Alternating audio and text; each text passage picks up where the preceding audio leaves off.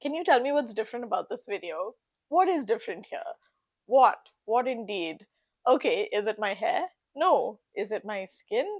I mean, a bit, but I mean, guys, don't point that out. That's a bit rude. What is different about this? Hey everyone, I'm now back in my British accent. In this video, we're going to explore whether or not I'm actually, in my heart, whether I have a British accent or an Indian accent. And the truth is, which one is the real Amira? We don't know. So join us for this video. So I've been really nervous to do this video, and I felt quite shy to bring it up, but I wanted to put all the cards out on the table.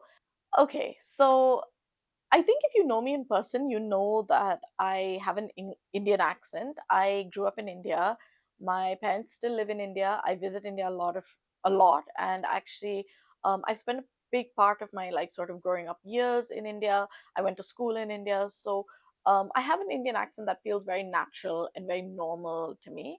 And especially with like Indian friends and family, this is the accent that I use predominantly. So this is actually what I sound like day to day with most people. But my YouTube channel uses a British accent, and I think I've been quite worried for a long time that someone would find this video and they would find videos like this, and people would just think I was a massive fool for using two different accents, which they still might. But I wanted to caveat it a little bit and make it clear why I've got two different accents. Okay, so for this, I guess I have to tell you a little bit about my background. I was born in the UK. My parents lived in the UK for a long time before I was born. My mom's actually someone I still consider very, very English, just in the way she, approaches things and the way she thinks about things. So I feel like we actually had quite a British household. But I was born in the UK. After I was born, I lived in California for a while. We lived in the US, and I developed a very, very strong Californian accent, a very strong American accent.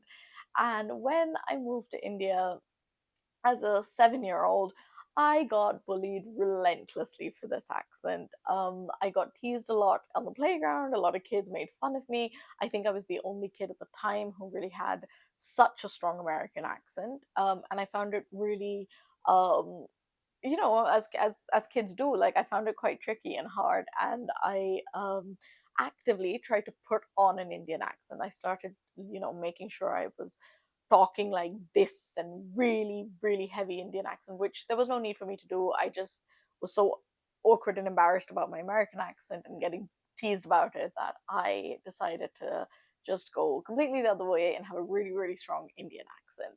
And over time, this Indian accent sort of evened out. I spent 8 to 18 in India. I did high school in India. So I had a very normal sort of Indian accent. And actually, when I think back at that particular time, when I think back to me being like a teenager, or when I think back to me being based in India, I immediately fall back into this accent, especially when I'm like with friends or people from that time.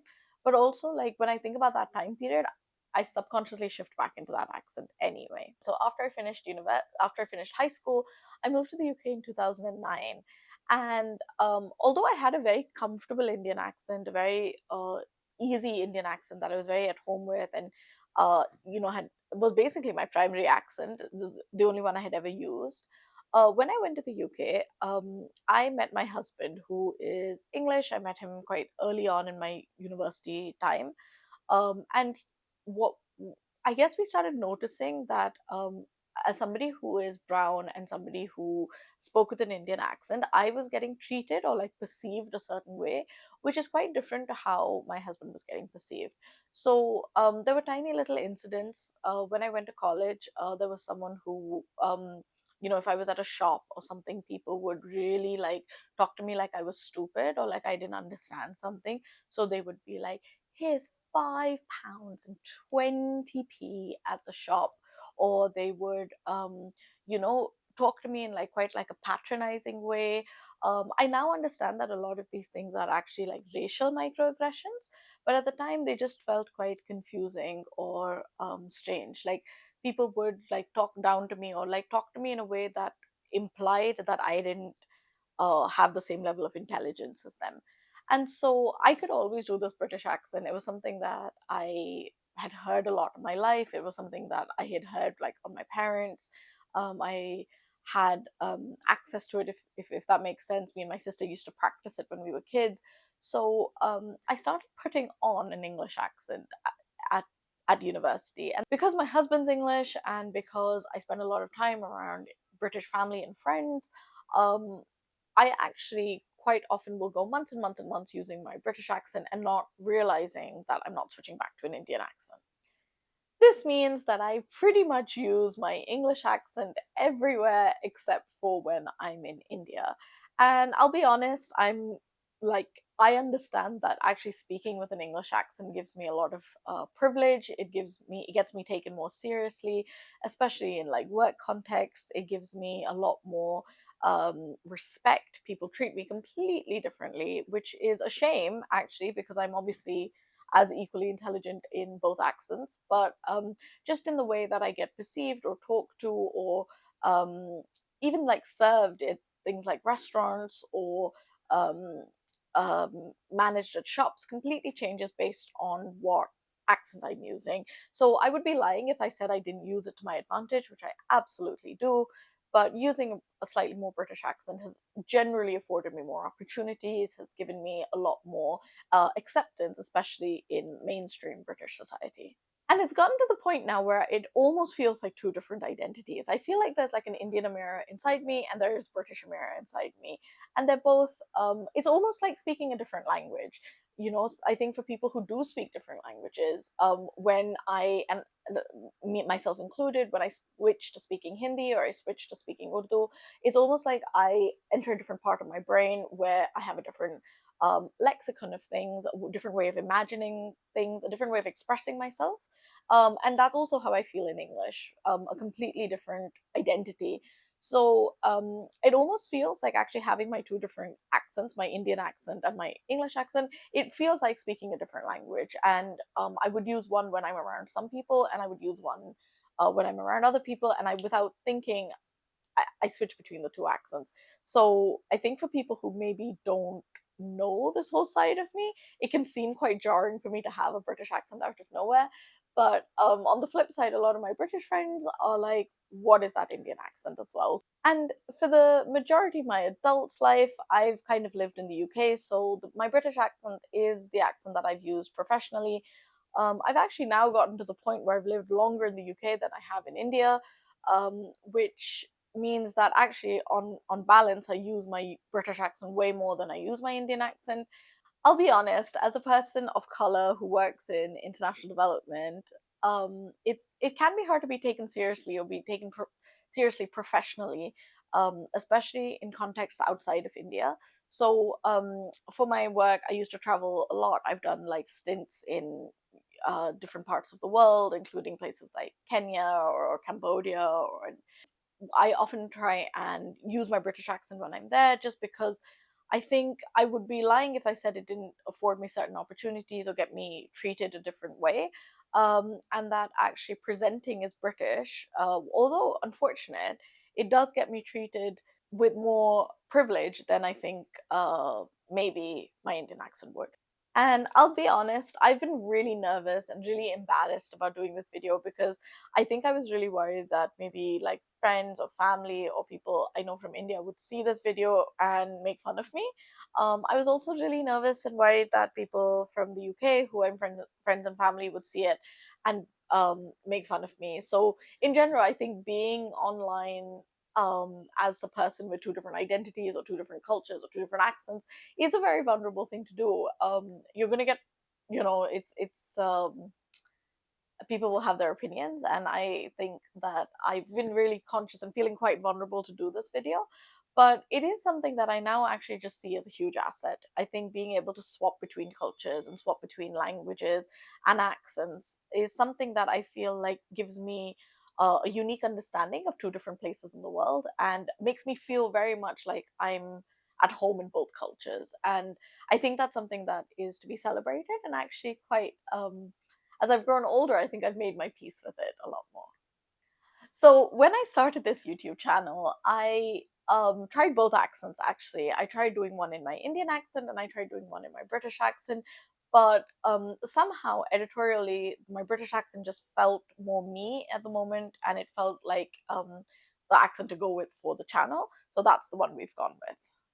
If you follow me on Instagram, and you should, my you can see that actually on my Instagram I quite often use an Indian accent, and that's because I have far more family and friends on my um from India on my Instagram, so I tend to use an Indian accent on there. But on YouTube, it felt more right to be speaking in my British accent. Also, maybe this is a side point, but I wanted to like, I think additionally, I did my undergrad in the UK, and I studied a lot of I studied international development and anthropology for my undergraduate, and I think a lot of the terms and a lot of my thinking about the development sector, or a lot of my understanding about like the academic side of like a lot of what we talk about in this channel, is something that I think has been coded in my head in like a British accent, if that makes sense. So when I'm talking about development things, or I'm talking about stuff professionally, I tend to revert to speaking in my British accent. If at one day I start a channel talking about my love for 90s Bollywood, that would almost certainly be in an Indian accent. Another factor is my husband has a slight hearing uh, impediment, and it makes it really challenging for him to understand different accents. And I think as I've become more conscious of that, I realize that for a lot of people who A, don't speak English as their first language, non-native English speakers, or B, are not used to the Indian accent, actually having a more global British accent can be quite helpful for people to follow along. And I really wanted this channel to be something that anyone across the world could follow along with. And it's something that I know that a lot of Indian diaspora struggles with or finds quite hard to do, especially when you're overseas. I know that people who are like me, or British Indian, or American Indian, or have any sort of like dual nationality or dual um, loyalty to do two different countries, find it really hard. And the truth is, this very, very nearly made me not want to do a YouTube channel, because I was like, oh gosh, I don't know which accent to use. But I thought, what a waste if I don't do the thing that I really, really want to do with my life, because I'm so worried about how my accent is going to be perceived. I think like lots of people talk about this. I know Chimamanda Ngozi Adichie talks about it in her book Americana. There's a lot of references to having to change accents and fit in when she moves from Nigeria to America. And I think Trevor Noah also does it in a couple of his sketches, where he talks about how a lot of Indians will have like a very British or Scottish or an American accent when they're with their friends, but then they'll call home and have an Indian accent. And I definitely feel very seen and represented by those things. I guess I just wanted to make that really clear that a lot of times people ask me, well, which one is your real accent? And the truth is, both of them. When I'm around my husband for long periods of time, I do sound like this. Equally, when I'm around my parents for a long period of time, I do switch back into my Indian accent, and I feel very comfortable doing that. So both of them are like really very normal parts of me, and I don't actually feel so torn up about them as I used to. This was a really vulnerable video for me to do, so I hope you can understand where I'm coming from. I have all these nightmares that people will like make this into a meme and make fun of me, but if they do, they do. I just hope that you can kind of understand where I'm coming from. And if you are somebody as well who struggles to be accepted or understood in a different culture, then I hope this is helpful. I think identity politics is very complicated, and people don't often give it enough weight. It is very hard to want to be accepted into a different culture, and it's also very hard to be without letting go of the culture that you come from. So I think it's a very difficult tightrope for anyone to manage. But I hope that this video kind of explains a little bit why I veer towards one accent on my YouTube channel. But if you meet me in person, hey, I might have an Indian accent. I don't know. You'll just have to chance it and see what comes up. Hey everyone, thanks for watching. If you're new to my channel, please be sure to subscribe. We cover a lot of different topics, and if you want to know more about like my rambly thoughts about life and book club readings and some fun further discussions on a lot of what we're covering on the channel, then please subscribe to my weekly newsletter. You can find the link in the description below.